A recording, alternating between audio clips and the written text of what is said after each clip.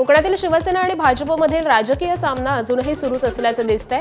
आता तर शिवसेना आमदार निलेश राणेंवरती मालवणमध्ये गुन्हा दाखल करण्यात आलाय। पैशांची बॅग पकडण्यासाठी घरात गेलेल्या निलेश राणेंवरती बेकायदेशीर घरात घुसल्याची तक्रार दाखल करत गुन्हाही दाखल करण्यात आलाय। भाजप नेते कन्नवडेकर यांनी या प्रकरणी पोलिसात तक्रार दिली। त्यानंतर पोलिसांनी निलेश राणेंविरोधात विविध कलमान्वये गुन्हा दाखल केलाय। निलेश राणे यांच्यासह इतर 4 जणांविरोधात गुन्हा दाखल करण्यात आलाय। दरम्यान निलेश राणेंवर पैसे उधळा, त्यांना सगळे अधिकार आहेत निवडणुकीमध्ये, आणि आम्ही गुन्हा पकडून दिला तर आमच्यावर केसेस होत आहेत, काही हरकत नाही। असे अजून 10 केसेस माझ्यावर झाले तरी पुढचे जे काय 3-4 दिवस आहेत मी काय यांना सोडणार नाही। आणि मला विनंती करायची पोलीस डिपार्टमेंटला, नोटीस आपण दिलेली आहे, FIR आपण केलेला आहे, आता मला अटकही केलं पाहिजे आपण। रवींद्र चव्हाण साहेबांच्या मार्गदर्शनाखाली हे सगळं चालू आहे।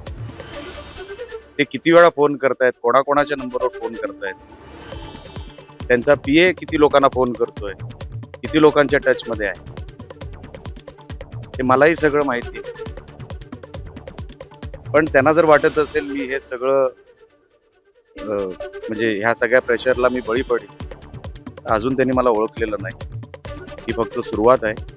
तुम्ही जर थांबवलं नाही अजून हे बरंच टोकाला जाणार आहे।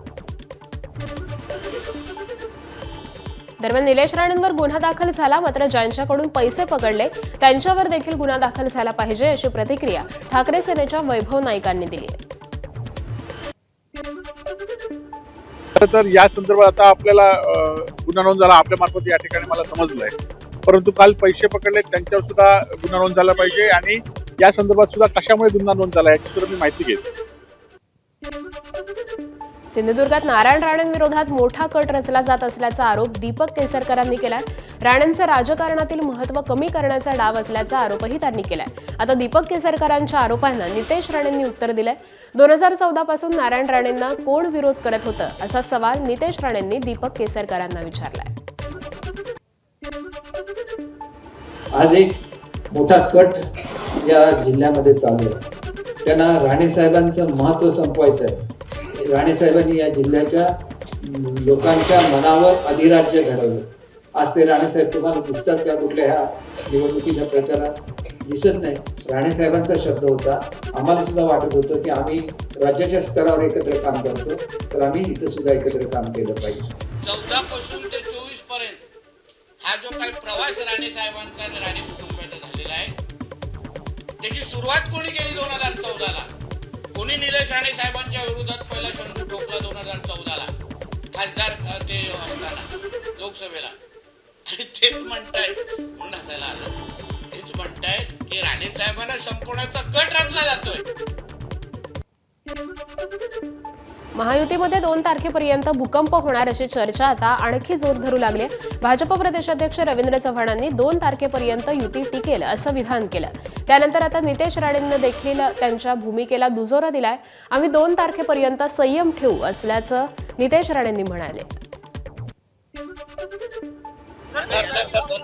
नाही आज नाही, ते 2 तारखेला सांगायचं। पण काय नेमकं ह्याला घे ना काय अर्थ समजावं सर, नेमकं काय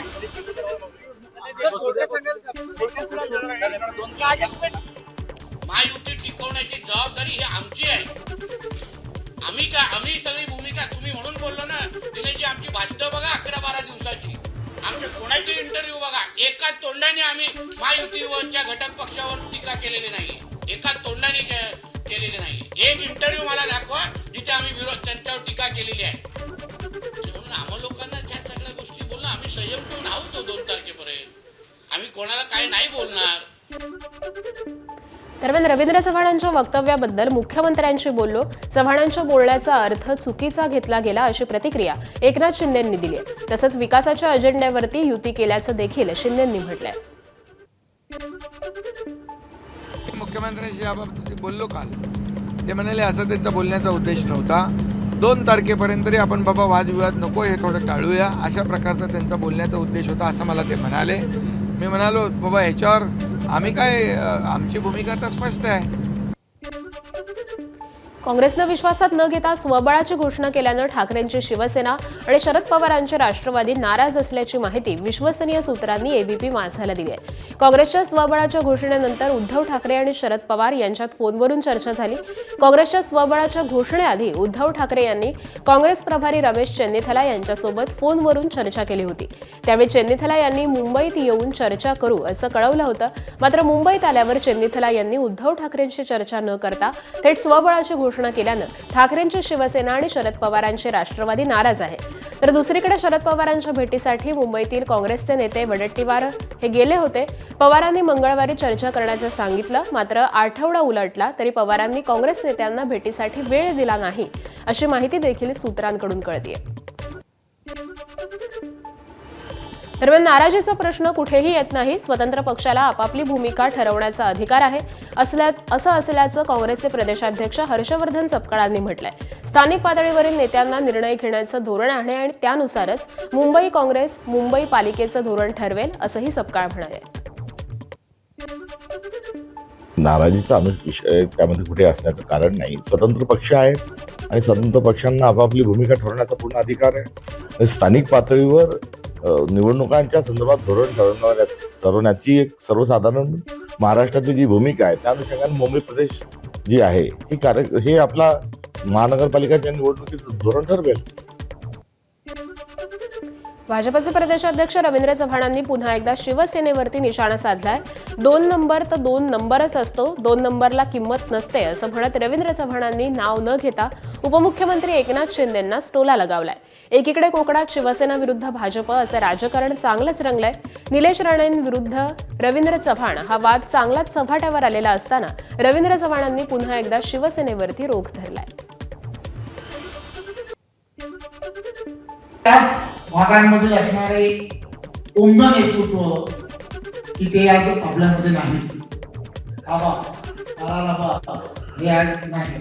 परंतु तो दिवस जो आहे ना तो दिवस आजच्या या सभेसाठी फार महत्वाचा आहे.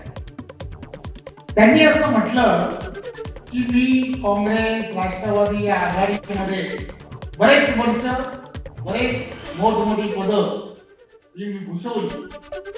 परंतु ही पदं भूषवली आणि मी फार प्रयत्न केला की नंबर 1 होण्याचा. परंतु मी काही नंबर 1 होऊ शकलो नाही. मी नंबर 2च नाही असं त्यांनी ते म्हटलं. हे भाषण जरा पूर्ण बघण्यासारखं आहे, ऐकण्यासारखं आहे. त्यांनी असं म्हटलं, सभागृहात असं म्हटलं की बाबाराव तुम्हाला म्हणून सांगतो की नंबर 1 हा नंबर 1च असतो. नंबर 2 ला काही किंमत नसते असं त्यांनी म्हटलं. मी